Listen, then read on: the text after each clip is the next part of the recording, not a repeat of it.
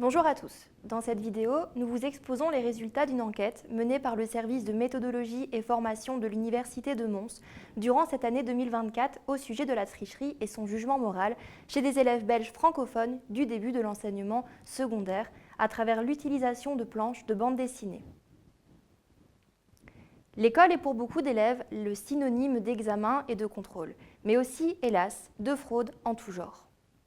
D'ailleurs, il n'est pas rare que la tricherie scolaire fasse l'objet d'articles dans la presse belge, lorsque des étudiants en 2021 se targuaient sur les réseaux sociaux d'avoir triché, ou plus récemment en 2023, lorsqu'un professeur d'université découvrait que la moitié de ses étudiants avaient triché avec ChatGPT.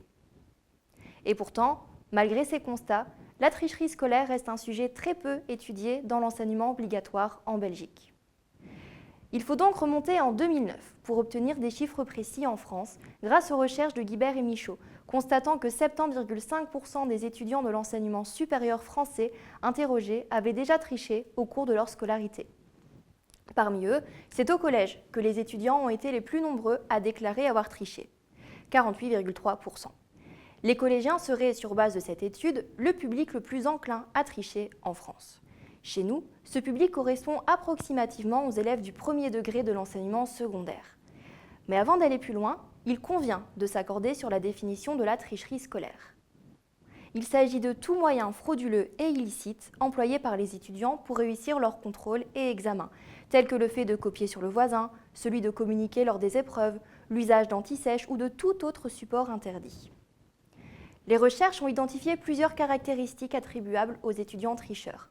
Par exemple, les garçons seraient plus enclins à tricher que les filles, notamment pour obtenir de bonnes notes. Cette tendance pourrait être liée à l'esprit de compétition et à la peur du déclassement social en cas d'échec scolaire, poussant certains garçons à utiliser des stratégies de réussite, en ce compris la tricherie. Dans un tel contexte de compétition scolaire, l'obtention de la bonne note serait plus importante aux yeux des tricheurs que le réel désir d'apprendre et de s'instruire à l'école. Il est important de noter que l'adolescence est une période de doute, où l'image que l'on reflète importe énormément. Alors que certains auteurs saluent la pratique des tricheurs, lorsqu'elle est une réponse à un système qu'ils jugent défaillant, la tricherie est majoritairement sanctionnée par les enseignants lorsqu'elle est détectée en classe. D'ailleurs, les études fournissent des indications sur la façon dont les élèves perçoivent moralement les sanctions liées à la tricherie et comment ils réagissent face à celles-ci. Selon les élèves, l'une des qualités les plus importantes chez un enseignant est sa capacité à instaurer un sentiment de justice dans la classe. Néanmoins, selon l'âge et le sexe, l'élève se positionne de manière différente selon que la justice est appliquée sur un principe de mérite, d'égalité, de traitement ou de respect de l'élève. Bien que la tricherie universitaire soit étudiée dans les établissements scolaires chez nos voisins européens, le sujet ne semble pas abordé de manière systématique en Belgique francophone, en dehors d'une approche anecdotique dans la presse. Dès lors, l'enquête menée dans le cadre de cet article nous a permis d'interroger 600 élèves belges francophones et scolarisés dans le premier degré de l'enseignement secondaire à l'aide d'un questionnaire sur ce thème en utilisant la bande dessinée qui offre de très nombreuses situations de tricherie scolaire. Grâce aux informations sur la tricherie et le jugement moral des élèves récoltés dans la partie théorique de cette présentation, nous nous sommes donc interrogés au sujet de 3 grandes questions. D'abord, les garçons trichent-ils plus que les filles ? Ensuite, quel est le positionnement moral des élèves vis-à-vis de la tricherie, à savoir les mobiles poussant à l'utiliser, la collaboration illicite et les sanctions infligées par l'enseignant ? Et enfin, la performance scolaire prime-t-elle, selon les élèves, sur l'apprentissage ? Pour tenter de répondre à ces questions, nous avons élaboré un questionnaire centré sur la bande dessinée franco-belge sur le thème de l'école, un choix motivé par plusieurs raisons. La bande dessinée aide les élèves à devenir des lecteurs critiques et engagés. Ces mises en situation illustrées, et souvent humoristiques, facilitent leur réflexion sur des sujets divers, comme celui de la tricherie scolaire. Le questionnaire est anonyme et comporte 17 questions à choix multiples et une question ouverte. Divisé en 2 parties, il se compose de 6 questions signalétiques pour caractériser les élèves et 11 questions de réflexion basées sur 4 planches de bande dessinée comprises dans le questionnaire. Voici d'ailleurs un exemple de planche reprise dans le questionnaire. Lors d'une interrogation de géographie, Ducobu distrait sa camarade de classe, Léonie, pour tricher sur elle. Pour ce faire, il la pousse à sortir un atlas de son cartable. L'enseignant surprend Léonie avec l'atlas et, pensant qu'elle triche, la punit en lui attribuant un 0. Pendant ce temps, Ducobu obtient la note maximale au contrôle grâce aux réponses de Léonie. Cette planche soulève 3 questions dans le questionnaire. Léonie mérite-t-elle cette punition ? Que pense l'élève des avantages que Ducobu a tirés de la situation et selon lui, un sexe triche-t-il plus qu'un autre à l'école ? Pour mieux comprendre, je vous propose de lire en exemple la question numéro 13 du questionnaire. Ducobu veut distraire sa voisine pour tricher et il obtient de bons points. Qu'en penses-tu ? Pour certains élèves, grâce à la tricherie, Ducobu n'est pas puni pour une fois. D'autres vont plutôt penser que Ducobu a eu des bons points et M. Latouche est fier de lui, ou encore d'autres vont être sensibles au fait que Ducobu a sûrement bien fait rire ses camarades et que de toute manière, Léonie énerve tout le monde en classe. Pour mettre en place l'enquête, nous avons procédé à un premier contact avec les écoles par l'intermédiaire d'une lettre d'information. Au terme de cette étape, 4 écoles du réseau de la Fédération Wallonie-Bruxelles, et plus précisément en région Wallonie-Picarde, nous ont donné leur accord de participation. Les passations auprès des 4 établissements participants se sont effectuées simultanément entre le 5 février et le 2 avril de cette année 2024, avec l'aide des enseignants pour assurer la diffusion des questionnaires. Ceux-ci ont préalablement reçu des consignes précises sur l'organisation de la passation et en particulier le caractère anonyme des réponses et de leur collecte en classe. L'échantillon, quant à lui, se compose de 600 élèves âgés entre 10 et 15 ans et scolarisés dans le premier degré secondaire des 4 écoles ayant accepté de participer à l'enquête. Je vous propose désormais de poursuivre avec les principaux résultats de notre enquête. Les déclarations des élèves indiquent que 35,8% d'entre eux affirment n'avoir jamais triché depuis leur entrée en secondaire. Près de 4 élèves sur 10 avouent n'avoir triché qu'une fois ou deux. Pour ce qui est des élèves qui avouent tricher dans certains cours uniquement, cela correspond à 27,8% des filles et 16,3% des garçons. Plus simplement, les garçons sont plus nombreux que les filles à déclarer n'avoir jamais triché depuis leur entrée dans le cursus secondaire. Ils sont légèrement plus nombreux que les filles à avouer n'avoir triché qu'une fois ou deux, mais les filles sont pratiquement 2 fois plus nombreuses que les garçons à tricher dans certains cours uniquement. Selon les déclarations des élèves, les filles sont davantage sujettes à pratiquer la tricherie scolaire que les garçons. Lorsqu'on demande aux élèves quel sexe triche le plus à l'école, plus de la moitié pensent que les filles et garçons trichent autant. Une majorité des filles partagent cet avis, tandis que les garçons sont plus nombreux à penser qu'ils trichent davantage. Seuls quelques élèves des deux sexes pensent que les filles trichent plus que les garçons. Au sujet des 4 questions d'analyse de planches de bande dessinée mesurant la motivation principale des élèves à tricher, la majorité des élèves ont choisi la réponse indiquant que la principale motivation à tricher des personnages mis en scène était d'éviter une sanction, tandis que 37,5% ont opté pour l'évitement de la déception des parents ou des professeurs en obtenant de mauvaises notes. Seulement 18,2% ont associé la tricherie au désir de se faire remarquer. Seuls 5% des élèves n'ont pas répondu à l'ensemble des 4 questions posées. Pour approfondir ces résultats, nous avons employé une des 2 échelles créées à cet effet et dont l'utilisation nous permet de déterminer si les élèves ont répondu de manière stéréotypée en cochant toujours la même réponse de manière constante, et ce qu'importe le contexte de la planche de bande dessinée, ou s'ils ont pris en considération ce dernier afin de répondre aux 4 questions. L'échelle permet d'attribuer à chaque répondant un score compris entre 1 et 8. Parmi les élèves, 6,2% ont obtenu un score de 1 à 3, indiquant qu'ils ont utilisé des réponses stéréotypées sans tenir compte du contexte. En revanche, 93,8% ont obtenu un score de 4 à 8. Ceux avec un score de 4 ou 5 n'ont trouvé qu'une ou aucune réponse adéquate, tandis que ceux avec un score de 6 ont identifié correctement la moitié des motivations. Les élèves avec un score de 7 ou 8 ont montré une meilleure compréhension en trouvant les réponses appropriées dans 3 ou 4 cas.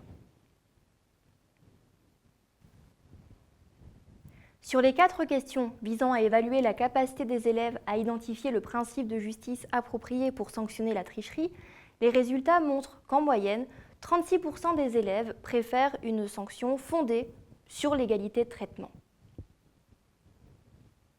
Environ 33,5% favorisent une approche basée sur le respect de l'élève, tandis que 24,5% soutiennent une sanction reposant sur le mérite. Parmi l'ensemble de l'échantillon, 6% en moyenne n'a pas répondu aux 4 questions. À nouveau, il est intéressant d'effectuer une analyse approfondie des résultats en procédant de la même manière que pour le point précédent. Parmi les élèves ayant répondu, seulement 3,9% ont obtenu un score de 1, 2 ou 3, ce qui montre que peu ont donné des réponses stéréotypées. Les 96,1% restants ont obtenu un score de 4 ou plus, avec 28,6% ayant un score de 4 ou 5 et 67,4% avec un score de 6 à 8. Interrogés par rapport aux aboutissants de l'école, 12,7% des élèves n'ont pas souhaité s'exprimer. Parmi ceux ayant donné leur avis, 47,9% des élèves estiment que la tricherie est inutile pour l'avenir, car elle ne permet pas de s'instruire. Plus critique encore, 26,3% des répondants estiment que la tricherie est grave, car elle compromet la carrière professionnelle. Et 8,6% estiment que la tricherie est grave, car tricher est injuste pour ceux qui étudient. Seuls 17,2% jugent que la tricherie est utile, car le but de l'école est d'obtenir un diplôme.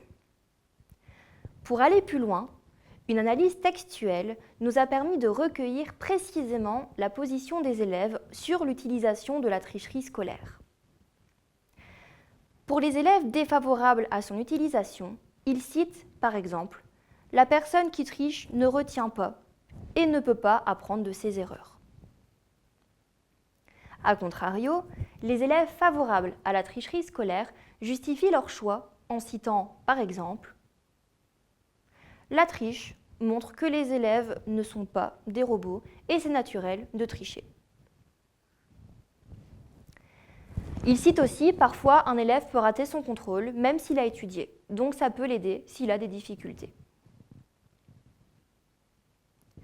Selon les déclarations des élèves, 51,3% d'entre eux accepteraient de s'impliquer dans un acte de tricherie à l'école avec un père en échange d'une récompense, comme de l'argent, de la nourriture, par exemple. A contrario, 45,2% n'accepteraient pas et 3,5% ne se prononcent pas. Dans la catégorie majoritaire, les garçons sont plus nombreux à déclarer être prêts à aider de manière illicite contre une récompense que les filles. Les principaux résultats présentés, je vous propose maintenant de discuter ceux-ci dans la suite de cette vidéo.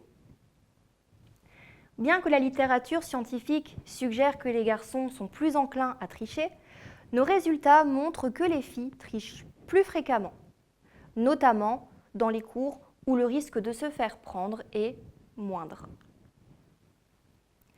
Les filles estiment également qu'elles trichent autant que les garçons, tandis que les garçons pensent tricher davantage.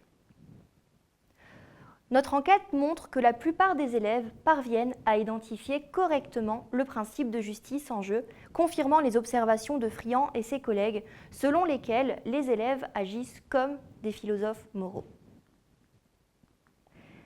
La tendance à tricher augmente avec le niveau scolaire, les élèves plus âgés trouvant cela plus acceptable dans certaines situations.